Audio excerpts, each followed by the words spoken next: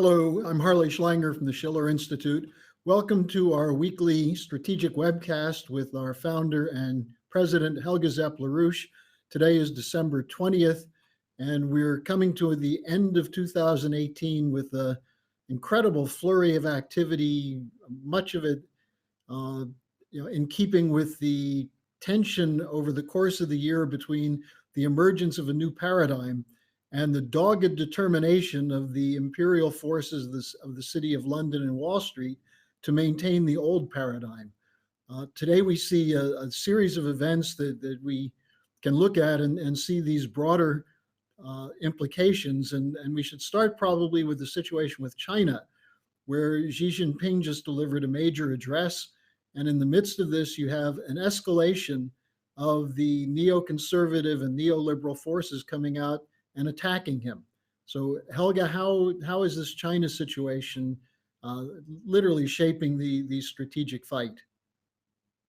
Well, it is very clear that the neoliberal faction, or the representatives of the so-called Western model of the liberal order, with a certain delay, one can say, realized that China, after 40 years of reform and opening up policy, where they succeeded in 40 years uninterrupted economic growth of average 9.5% per year, they managed to uplift 800 million people out of poverty, and they are now clearly in the process of becoming the leading economic power, simply for the reason that they have adopted an economic model which succeeds, which functions, which basically, has established a policy based on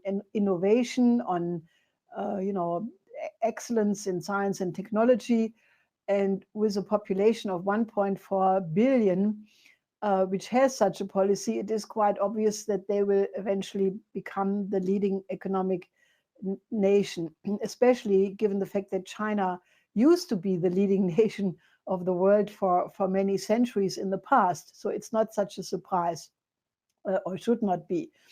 But obviously, the neoliberal establishment, which is confronted with the looming collapse of its own system, is now involved in an absolutely unprecedented counterattack.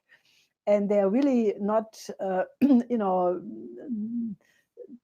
being they don't take any limits in their attack.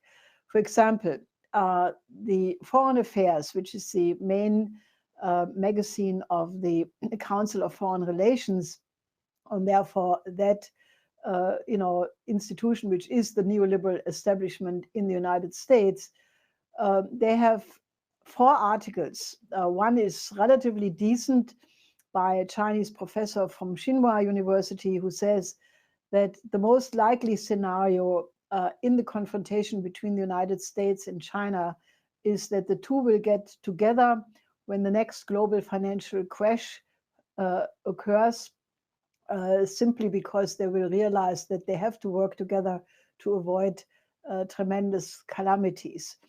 But all the other articles are really absolutely bloodthirsty, lying, making Goebbels really ashamed of, that he was out-Goebbeled several times. By one article by a professor, some writer from the American Enterprise Institute, which basically says, China was devious. They did not militarily build up because they first developed their economic and cultural power, but now where they have this power, they are militarizing and basically saying this was all a trick, which is pretty crazy. But even worse was a program which was aired a couple of days ago in the German-French TV channel ARTE, more than 1 hour so-called documentary. And I can really say that I have seldom seen such a piece of absolute malicious, vicious fabrication, where you turn everything on on its head. Basically, the idea is to make a profile of Xi Jinping by saying that because his father was, harassed and treated badly by Mao Zedong during the Cultural Revolution, that Xi Jinping would have the so-called Stockholm syndrome now, which refers to the fact that in the famous Stockholm terrorist incident, I think it happened in the 70s, that the victims basically identified with the attackers, and that this is now a so-called category in psychology, the Stockholm syndrome, that once you are victimized, you take over the values of your torturer and then you try to apply the same method. So they say that this is what motivates Xi Jinping on his road to power. And it's just unbelievable. Now, I can tell people that, not only has China transformed its own society to the absolute benefit of its people. I mean, I was in China in 1971 as a young journalist. I could spend there several weeks traveling to different cities. I went to the countryside. I could go to factories. I spoke to many people. And I can tell you from my own experience that, in 1971, this was in the middle of the Cultural Revolution, people were terrorized. The Red Guards did do all of these atrocities. It was a nightmare for the whole population. And then I went back after 25 years to participate in a big international conference in Beijing in 96. And the title of this conference was The Development of the Regions Along the Eurasian Land Bridge, which was pretty much in line with the proposal we had made as a response to the collapse of the Soviet Union in 91, namely to build the Eurasian land bridge to connect Europe and Asia through development corridors.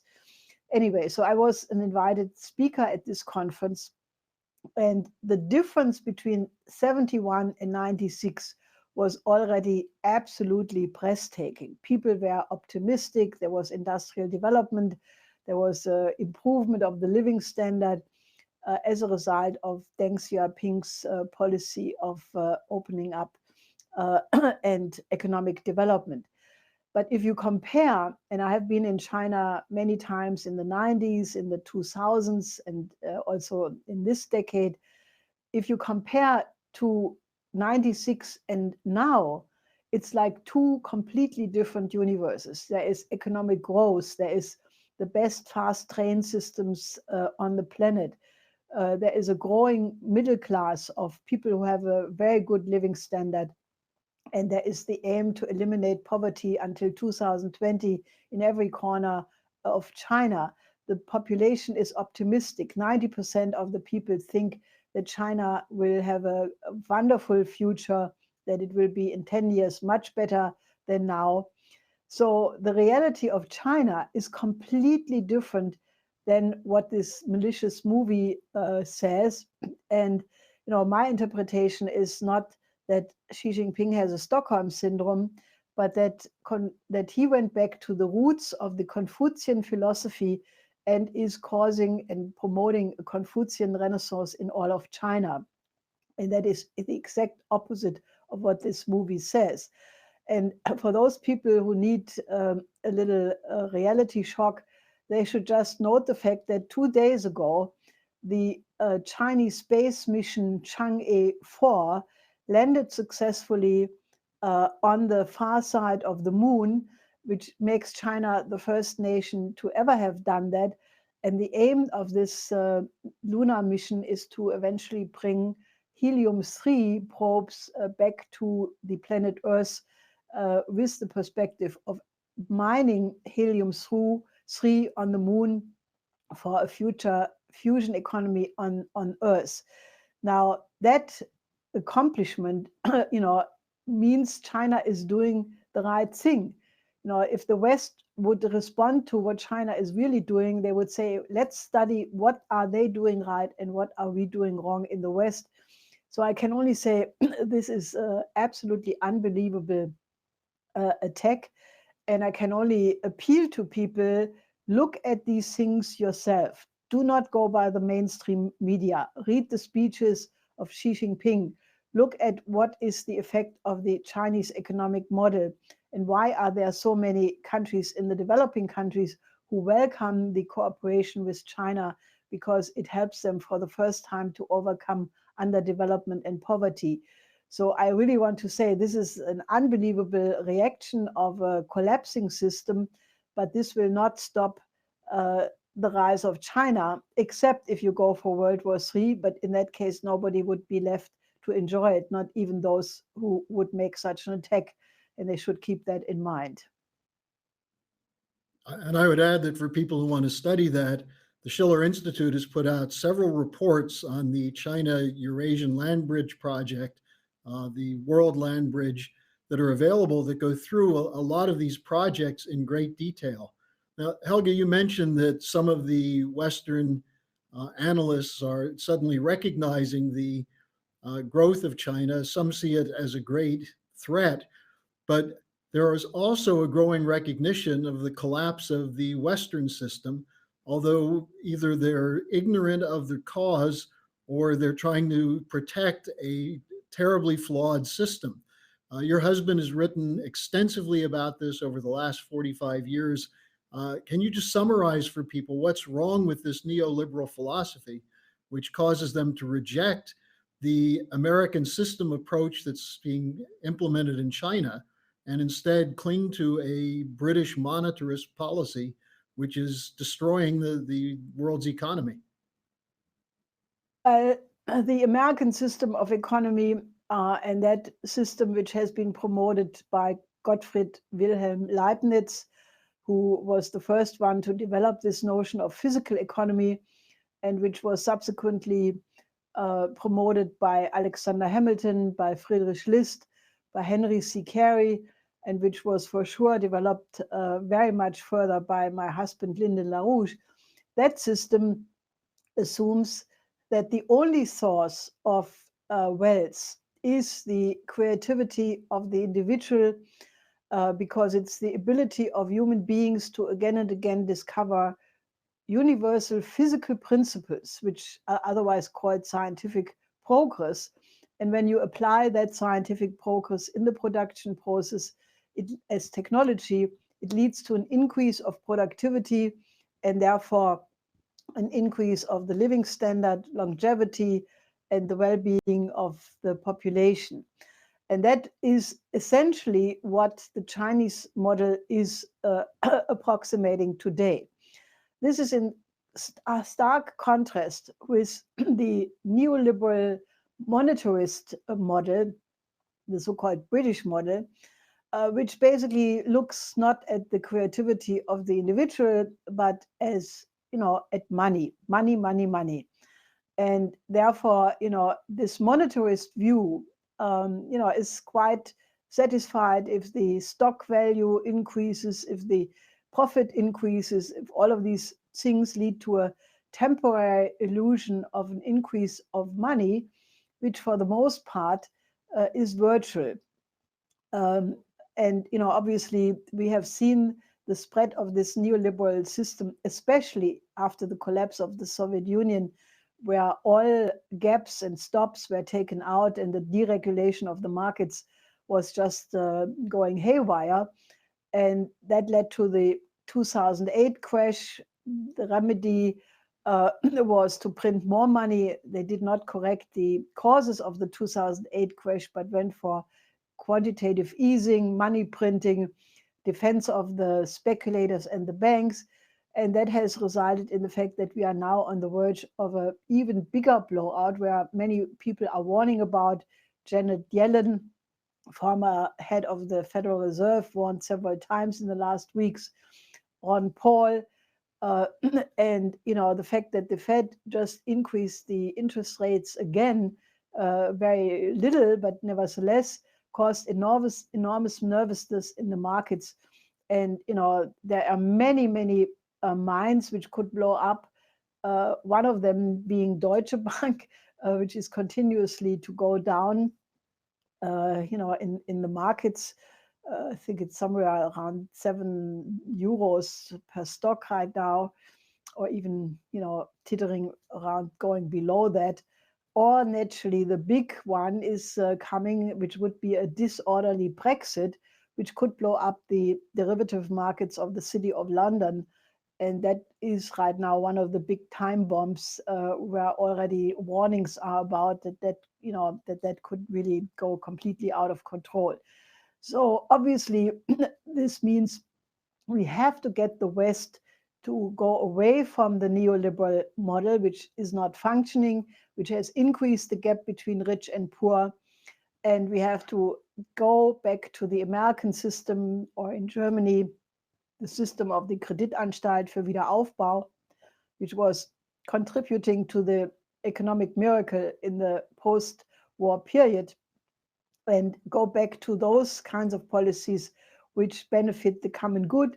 And that would mean today the 4 laws of LaRouche, Glass-Steagall, National Bank, International Credit System, crash program for fusion economy and space cooperation, and then cooperate with the new Silk Road.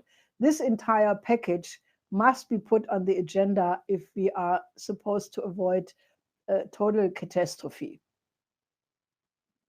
And Helga, I think you could say that the chaos we're seeing politically in Europe around the Yellow Vest movement in France, the continuing battle over Brexit, the EU fight with Italy, and so on, that this is really a manifestation, a recognition by the population of the failure of this system.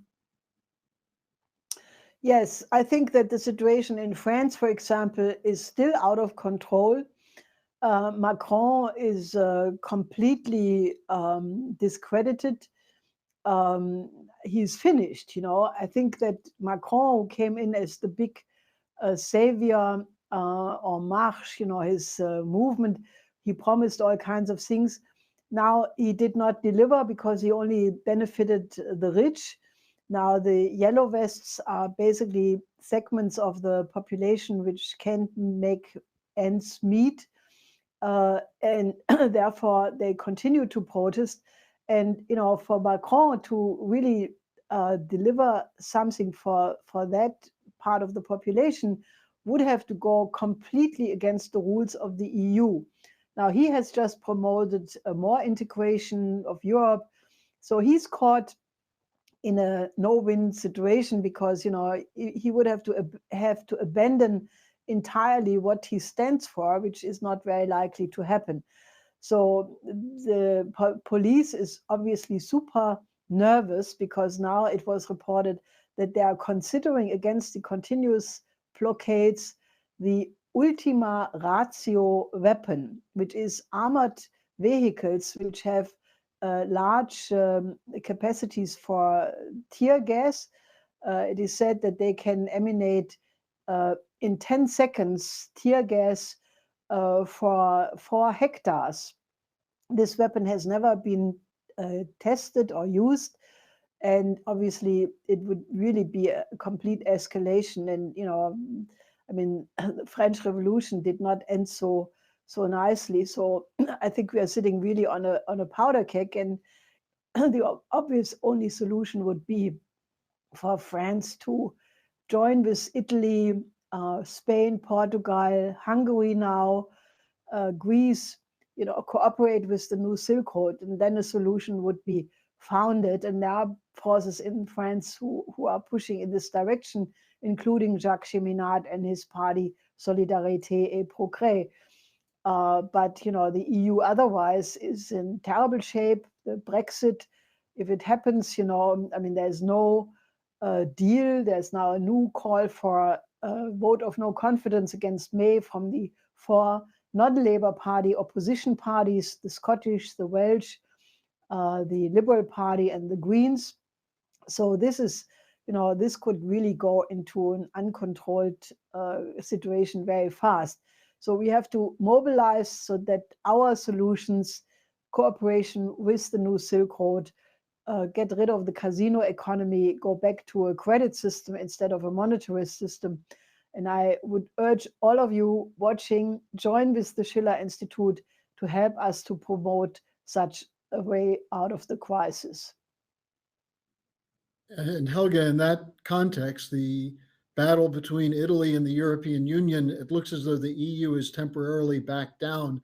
But where do things stand with that situation? Well, obviously, the EU was aware of the fact that if they push Italy beyond a certain point, it would mean the detonation of the Eurozone. So they agreed to the compromise that Italy would have 2.01% budget deficit. It probably will be in reality more. And they will have no punishment, which naturally means, that example will now be followed by others. And the EU is clearly losing its authority, and that's a good thing. Strategic picture, but it's actually in the same context of the financial crisis.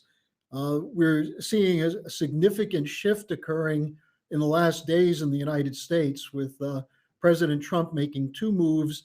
One was to announce the pullout of US troops immediately from Syria.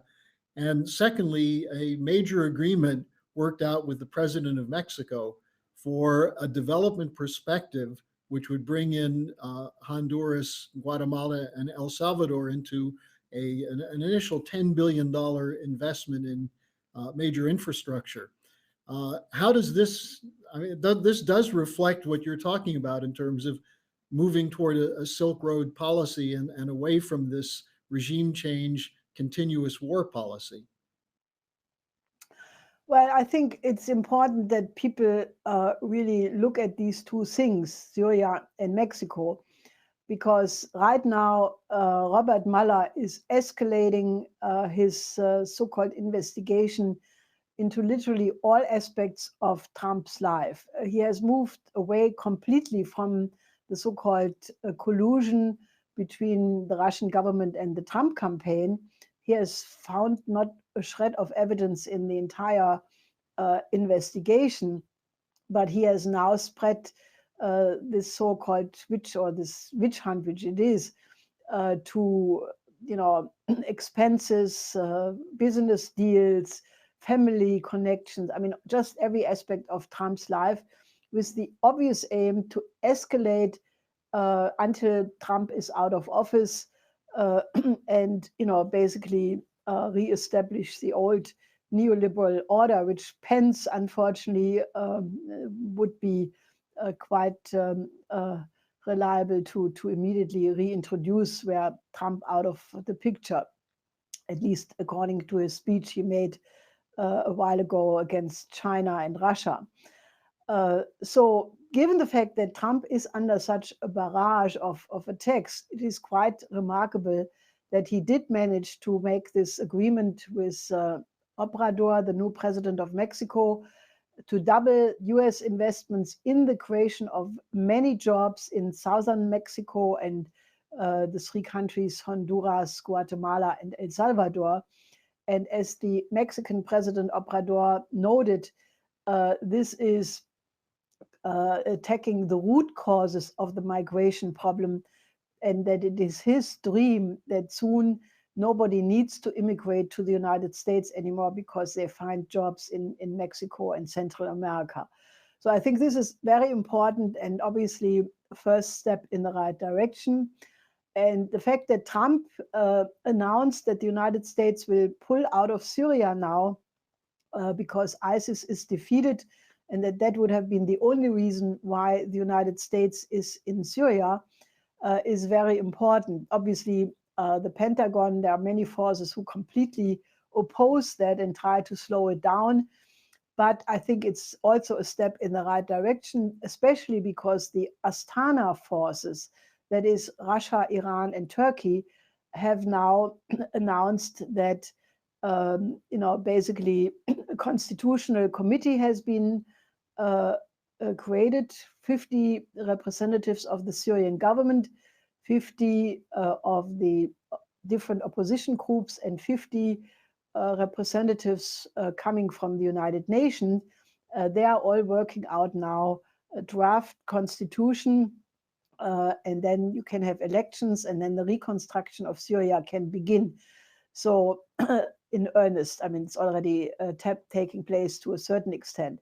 So I think these two foreign policy aspects show that, you know, Trump is not the kind of mogul or monster which the media tries to make out of him.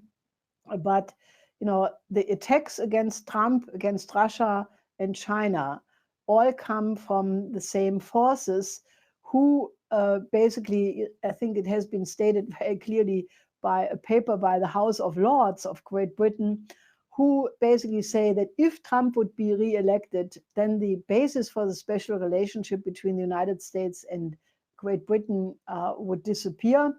And then they say Russia, you know, is a disturbing force. We have to take care more of India because India is being wooed and courted by other countries, and India is very important for the British Empire. They don't say British Empire, but that's what it is. So I think, you know, the British are trying to keep geopolitical conflict as a way to divide and conquer, to keep the old British neoliberal system. And that is why all of these attacks against Trump, against China, against Russia occur. But it is extremely dangerous. Putin just made his annual press conference in front of 1,700 journalists where he warned that the West is completely underplaying the acute danger of a nuclear war. And he also warned that it's extremely dangerous to confuse and water down the difference between conventional and nuclear war, which is increasing the war danger. And he says if it comes to such a war, it would not only be the end of mankind, but possibly the end of the planet. So I think people should just, you know, really, when they go into these hypes against Russia, against China, against Trump, they should think twice. Without the cooperation of the most important countries of this planet, world peace cannot be maintained. And I think that that is the first thing to start with, because without peace, without the existence of the world, you know, everything else is mute. So people should really sober up and not go into these hysterical campaigns. Helga, I think just this discussion we've been having makes absolutely clear why Russiagate was launched. That you have this House of Lords document, which essentially says that Russia and China have to be stopped, that Trump has to be stopped. And this has been the intention from the very beginning. And in spite of this, in spite of all the attacks, all the effort to smear Trump, to smear Putin, to lie about China, the Chinese are proceeding, the Russians are proceeding, and now Trump, with these two announcements with Mexico and Syria, is proceeding in the right direction. And I think it brings us back to a final point that we should bring out for people, which is here we are, the Schiller Institute, especially the work of your husband and you over the years, to bring about this new paradigm. As we go into 2019, this should be the agenda for humanity. The Four Power Agreement, the emergence of a new Bretton Woods. And you know, I think this is what people should be discussing in their Christmas family get-togethers, New Year's, and so on. So if you would just wrap this up, I think this is a really excellent overview of how this world has moved into the position where our influence is absolutely essential if we're going to make it into the future. Well, I would actually not only propose that you join the Schiller Institute, become a member, become active with us, help us to create a cultural renaissance, which is urgently needed. We need better image of man as it is expressed in classical music and classical poetry. But my suggestion for you for the Christmas period and the season, the period between the days, you know, the season between Christmas and New Year, you always find some time. And my suggestion is that this time you read, go back to the original writings of Plato, of Nicolaus of Cusa, of Leibniz, of Schiller, of Humboldt, of Einstein, Vernadsky, And, go to these classical works, and naturally Lyndon LaRouche, because his entire work is so full of inspiration and ideas. But if you go to these classical writings, then you find advice for your own thinking. And especially it allows you to hear your inner voice. And in this time of smartphones and PlayStations and pop music and all of these distractions, people have forgotten to listen to their inner voice, and their inner conscience and their ability to self-think. And I think the self-thinking is one of the most important virtues which need to be trained. And if you read these classical works, including emphatically that of my husband, it helps you, and you find advice for all kinds of problems in the present, both in your personal life, but also what to do politically and how to help to move humanity to a safer place, namely the new paradigm. So with that, I wish you Merry Christmas. And with that, we'll be back next week. And what could be a better way to celebrate this season than to take your advice and do some self-thinking? So Helga, thank you, and we'll see you next week. Till next week.